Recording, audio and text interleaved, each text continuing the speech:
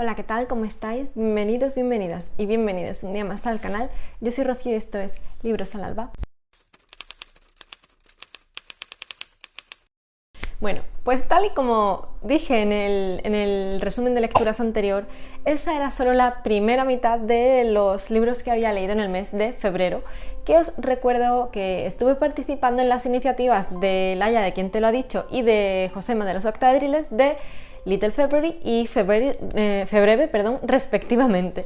Así es que no me voy a enrollar porque ya os hice la presentación en el vídeo anterior, que os lo dejaré por aquí por si queréis ver la otra mitad de mis lecturas de febrero, y vamos a meternos al lío porque, de nuevo, pues eso, son un montón de lecturas las que vienen a continuación. El siguiente libro que leí fue Una bruja en el tiempo. Lo leímos, bueno, realmente era un libro para leer en 8 semanas en el Concilio de Milagres. Y ya digo, era para leer en 8 semanas en un principio, pero no pude parar. Bueno, está publicado por Editorial Gammon. Es el primer libro que leo de esta editorial y ha sido una entrada por la puerta grande, porque bueno, ha sido una lectura que me atrapó. Y bueno, la historia está contada desde el punto de vista de una persona, pero en diferentes épocas en el tiempo, porque se trata de una mujer que ha tenido varias vidas y que recuerda cada una de ellas, y bueno, es por un motivo en concreto que tendréis que descubrir si queréis eso, leer este libro.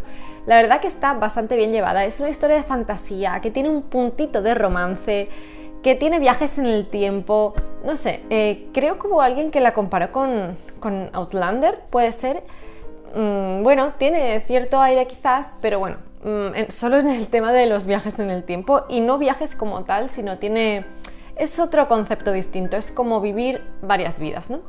Entonces, bueno, es muy interesante, a mí me gustó un montón, y bueno, todo esto se sabe desde el principio.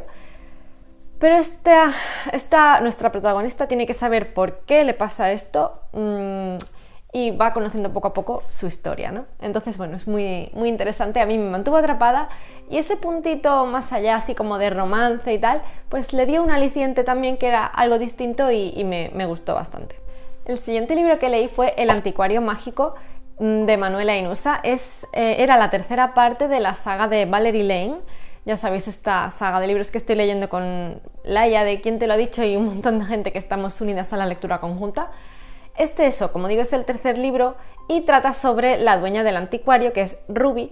Hasta ahora ha sido mi historia favorita, y ya sabéis, son historias, pues eso, muy dulces, muy tranquilas, en las que sabes que la historia va a acabar bien y que, bueno, te lo ves venir. Ningún giro, ninguna sorpresa. La historia es la que más me ha parecido que tiene más profundidad, que he sentido más emociones, que no me ha parecido demasiado empalagosa, ni me ha parecido que los diálogos fuesen tan poco construidos, no sé cómo explicarme, pero me parecían muy simples en otros, sobre todo en el primer libro. Y en este pues me ha parecido que están mejor. Me ha parecido que la vida de nuestra protagonista, pues eso, ha tenido según qué dificultades que ha tenido que superar, y que vamos viendo pues cómo en el camino ella ha ido evolucionando, cambiando, y cómo renace, ¿no? Porque se abordan problemas pues un poquito más serios. Nuestra protagonista perdió a su madre y ha tenido que hacerse cargo de la tienda que realmente llevaba su madre y que llevaba en su familia pues muchísimos años.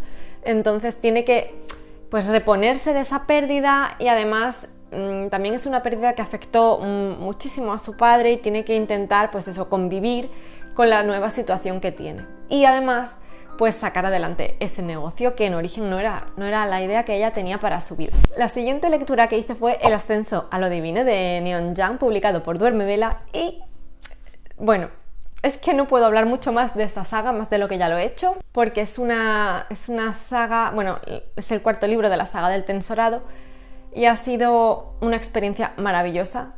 El primer libro me enseñó a conectar con una fantasía diferente y con una manera de expresarnos, con el lenguaje no binario, con todo esto. Es que, bueno, digamos que me metió y me enseñó muchas cosas, pero es que con cada libro ya sabéis que ha ido cambiando la estructura de la obra, el punto de vista, porque no estaban narrados desde la perspectiva del mismo personaje, sino que cada uno pues tiene diferentes personajes, ¿no?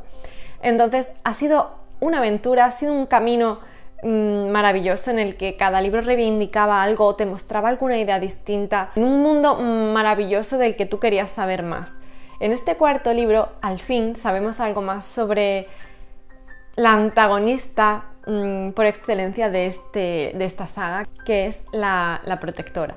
Y bueno, resulta que ocurren unos hechos y nos los está narrando la que ha sido hasta este momento la enemiga de la protectora, que es Lady Han. Entonces, bueno, en este caso nos va contando su vida y es algo como está contado desde el punto de vista de eso, de estamos en el presente, ella está además en una situación un poco perjudicada porque te está contando su historia después de haber tomado un par de copitas de más y entonces pues nos está contando cómo llegó hasta el momento presente y cómo pasó de ser alguien que apreciaba y valoraba con intensidad a la protectora y bueno, pues estaba muy unida a ser pues totalmente lo opuesto. Entonces vamos a ir conociendo la historia de la protectora y de Lady Han, cómo se entrecruzan en un momento puntual y cómo ella siente que no la conoce después de todo lo que pudieron vivir juntas, ¿no? Cómo se siente engañada y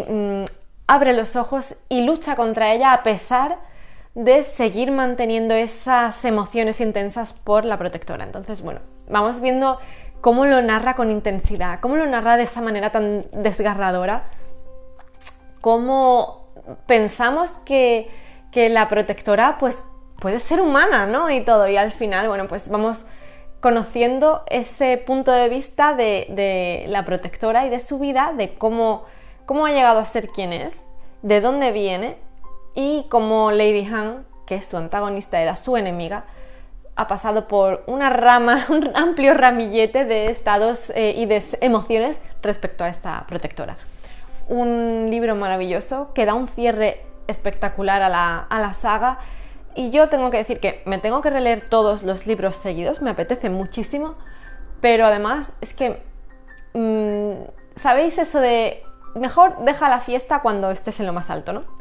Entonces me da la sensación de que ha sido así, creo que me quedo con ganas de más, pero me parece que está muy bien cerrada, es una saga maravillosa, ya sabéis mi opinión sobre los demás libros que han sido más especiales a medida que iba pasando el tiempo por ellos, así es que no dejéis de leer estos libros, no lo dudéis si tenéis ciertos prejuicios por cualquier motivo y dadle una oportunidad porque es maravilla pura.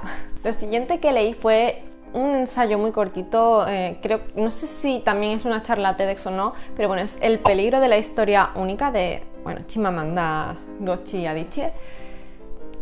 Todos conocemos quién es esta autora por estos lares y bueno, simplemente lo leí porque tengo todos sus libritos estos pequeños, las charlas TEDx y formato ensayo y tal que están publicados. Me falta por leer el último que ha salido sobre el duelo después de perder a su padre, pero este lo tenía por casa y como me cumplía con las iniciativas de los libros cortitos, pues allá que fui. Muy sencillo, muy pocas páginas, simplemente te habla de que nos han contado la historia siempre desde el punto de vista de los que, pues han tenido el poder y de los que han ganado las guerras y al final, pues cómo debemos investigar y ahondar un poquito más en los hechos desde todos los puntos de vista para tener una visión más amplia y más real, porque la verdad no es solo una. Interesante, pero no me aporta nada nuevo, nada que no sepa y no nace en mí ninguna idea que yo no tuviera ya previamente. Así es que simplemente era pues eso, por sacarlo de los pendientes que tenía en casa. Está bien, sobre todo si se lo das a leer quizás a un adolescente.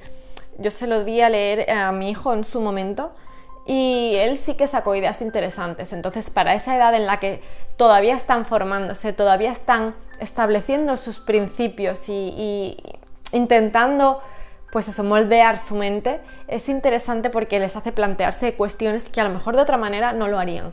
Pero se queda eso muy en la superficie. Como un inicio está bien. Lo siguiente que leí fue lo saco, que este sí lo tengo aquí, La chica a la orilla del mar, el volumen número 2 de Inio Asano, publicado por Milky Way. Y tengo que decir que sí, es cierto, no es... O sea, ya habiendo visto lo que me esperaba, porque si habéis visto vídeos anteriores sabréis que el primer tomo estuvo en mis peores lecturas del año anterior, y porque me chocó muchísimo después de haber leído Solanin del mismo autor. Entonces me chocó muchísimo, iba con muchas expectativas que no cumplió y que me resultó incluso soez, demasiado... No sé explicar, pero como que toda esa vulgaridad y todo ese lenguaje que utilizaba no me parecía que estuviese justificado.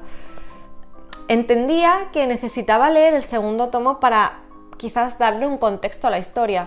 Y al final el mensaje viene a ser parecido al que da en Solanin.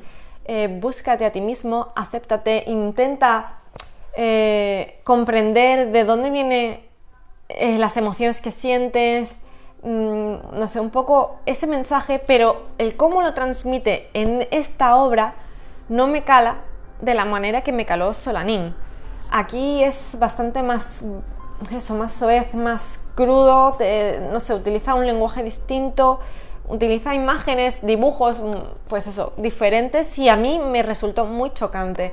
Ya digo, entiendo el mensaje al final, entiendo que eso, que cada uno tiene que encontrarse a sí mismo, que buscar en su esencia, que intentar superar pues la situación que le ha tocado vivir, lo entiendo, pero no me llega y no me convence en este manga. Lo siguiente que leí fue en el club de lectura del Callejón del Misterio con Evita Lecturitas en una de sus LCs anuales que está haciendo, de sus grupos fijos, y es unos asesinatos muy reales que no os voy a hablar mucho más porque ya os he hablado en varios vídeos, sobre todo en el tag de Agatha Racing, y bueno, simplemente nos ponemos en la piel de una bibliotecaria que participa en un club sobre True Crime, en el que hablan de casos reales. Es muy divertida la premisa, pero claro, todo parte de una de las reuniones que realizan, y como el día que a ella, a Aurora, le toca exponer el caso del que van a hablar en esa reunión,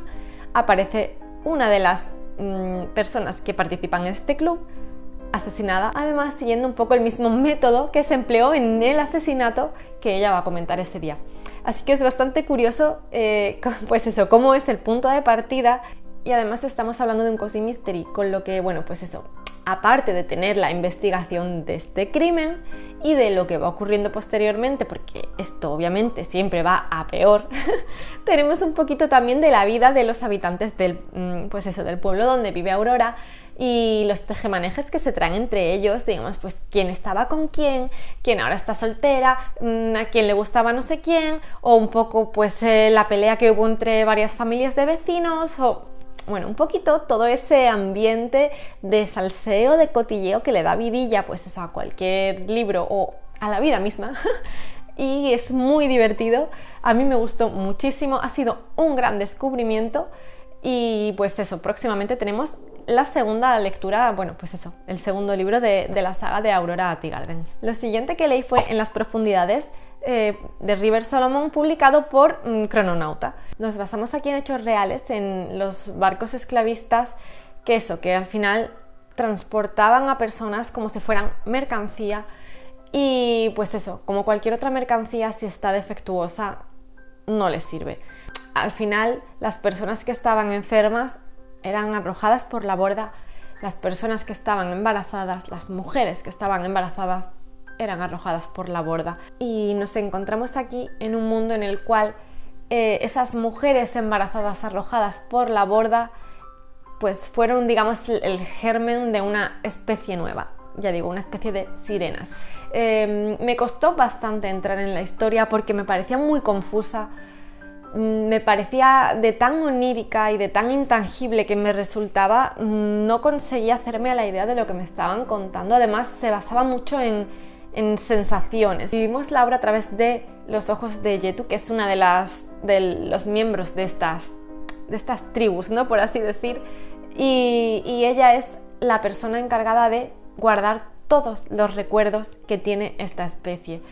Es una obra en la que hablamos de dolor, de sufrimiento, de cómo a veces es mejor olvidar para evitar pues eso, sufrir y padecer por todo aquello que ha ocurrido a lo largo de la historia, a nuestros antepasados, y ella es la encargada de guardar esos recuerdos para que el resto de su especie pueda vivir en paz, pero sufre ese tormento porque tiene 24 horas al día durante toda su vida la carga de saber por todo lo que pasaron sus antepasados, todos esos momentos de tropiezo y toda esa lucha que tuvieron que vivir. Es bastante difícil ponerse en la piel, ¿no?, de Yetu y ver cómo tiene que sufrir y cómo todo ese sufrimiento por los recuerdos le llevan a tomar una decisión que puede ser crucial para toda la especie, ¿no? Es difícil, es muy abstracta, pero a mí me hubiese gustado un poquito más. No sé en qué punto se me ha quedado, no sé, algo muy desdibujado. Sí que es verdad que conforme avanza la obra vas poniéndote un poquito más en su piel y vas, pues eso, sintiéndote más unida y más apegada a Yetu, pero algo me ha faltado y no sé explicar exactamente el qué. Yo creo que es el hecho de sentirme tan perdida lo que no me ha hecho terminar de conectar del todo. Lo siguiente que leí fue El viejo y el mar de Ernest Hemingway y tengo que decir que a pesar de que me sorprendió, es un libro muy cortito que me leí en una noche, me sorprendió el hecho de que sabía demasiado poco. Yo esperaba algo más y en definitiva si os digo que literalmente es el viejo y el mar, es un hombre que va de pesca y su lucha contra algo que ha pescado. Yo esperaba, no sé, la obra inicia de una manera porque empieza, es una persona mayor y tiene cierta relación con un niño que es el que le cuida, el que le ayuda, el que entiende que es una persona mayor que ya quizás no está pues eso, en plenas facultades y que, bueno, pues va, lo cuida. Es una relación muy entrañable. Y yo esperaba que se desarrollase más por ahí. Y no es así. Bueno, ese es solo el inicio y entonces pues este señor se va a pescar. Pesca algo demasiado grande, tan grande como que eso, que tira de él y bueno, pues vas viendo cómo se pierde, ¿no? Entonces, vale, quiero entender que es una metáfora sobre cómo la vida se nos escapa o cómo llega a un punto en el que ya todo es una lucha constante hasta que llega quizás el fin de tus días. Quiero entender que está contando algo así, porque si no se me queda en un libro de un señor que va a pescar. Y además, yo lo paso bastante mal porque no me gusta ver el sufrimiento de los animales. Y aquí habla bastante explícitamente de, pues eso, de cómo pesca a los animales. Es una obra de la que yo esperaba más. No me matéis, es uno de esos clásicos que no me han dicho mucho. Lo siguiente que leí fue Harry Potter y la cámara secreta. Es el segundo libro de la saga de Harry Potter y lo leí en la lectura conjunta que estamos haciendo a lo largo de todo el año junto con Tamara del Ratito de Leer, Esther de Steady's Reading y Laia de ¿Quién te lo ha dicho? Entonces, bueno, poco tengo que decir de este libro que no se haya dicho ya, porque, bueno, eso es el segundo de la saga, Harry Potter lo conoce todo el mundo y ya sabemos que es su segundo año en Hogwarts. Bueno, pues vamos viendo cómo él, junto con Ron y Hermione, pues se van enfrentando a las complicaciones que surgen en este año. Todavía nos estamos encontrando en un libro, en los inicios, en los que todavía los protagonistas son más pequeños, es un libro todavía más infantil, más juvenil, entonces aún estamos echando a rodar, no está la cosa tan oscura. De todos modos, no voy a decir mucho porque tenemos un vídeo en el que estuvimos en directo en el canal de Tamara, os dejaré por aquí, en el que destripamos hasta el último punto con todos los spoilers del mundo, todo lo que ocurre en este libro, incluso comparándolo con la película. Lo siguiente que leí fue Jezabel de Irene Nemirovsky. Este lo leí para el club de lectura de la biblioteca de aquí de donde yo vivo, que pues os comenté que ha vuelto a hacer club de lectura presencial y allá que fui. Así que es un libro muy cortito y fue mi primera toma de contacto con la autora y ciertamente me gustó su estilo, pero la obra me generó muchísima ansiedad porque además habla de un tema que yo no llevo muy bien y es el paso del tiempo.